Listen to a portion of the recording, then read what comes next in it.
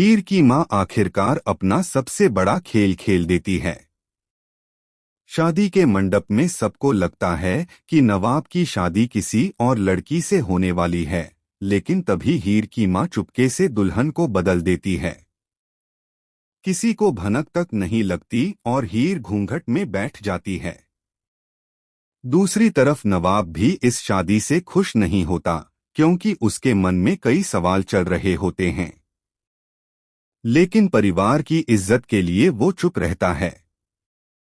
जैसे ही पंडित जी शादी की रस्में शुरू करते हैं, माहौल पूरी तरह बदल जाता है।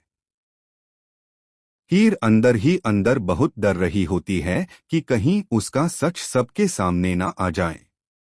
वहीं हीर की मां बार बार उसे समझाती है कि अब यही मौका है नवाब को हमेशा के लिए पाने का। शादी की रस्मों के बीच हीर की धड़कनें तेज हो जाती हैं, क्योंकि हर पल उसे लगता है कि कोई उसका चेहरा देख लेगा। उधर अजीत को कुछ गड़बड़ महसूस होने लगती है। उसे शक होता है कि हीर की मां कुछ बड़ा प्लान कर रही है।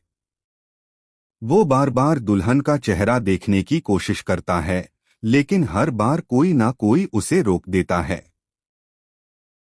इसी बीच नवाब को भी दुल्हन के व्यवहार में अजीब बदलाव महसूस होने लगता है। उसे लगता है कि ये वही लड़की नहीं है जिससे उसकी शादी तय हुई थी।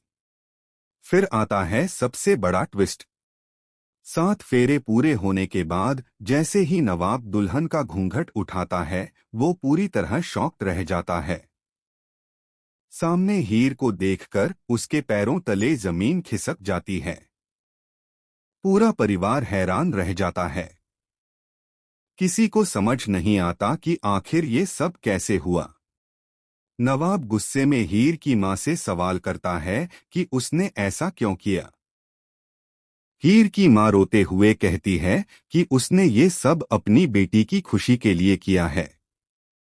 वो बताती है कि हीर हमेशा से नवाब से प्यार करती थी और वो किसी भी हालत में अपनी बेटी का दिल टूटते हुए नहीं देख सकती थी।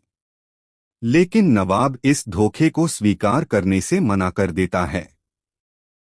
वो कहता है कि शादी भरोसे पर टिकती है और यहाँ तो शुरुआत ही झूठ से हुई है। ये सुनकर हीर टूट जाती है।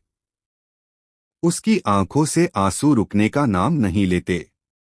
वो नवाब से कहती है कि उसने कभी उसे धोखा देने की कोशिश नहीं की, बल्कि वो सिर्फ उससे प्यार करती थी।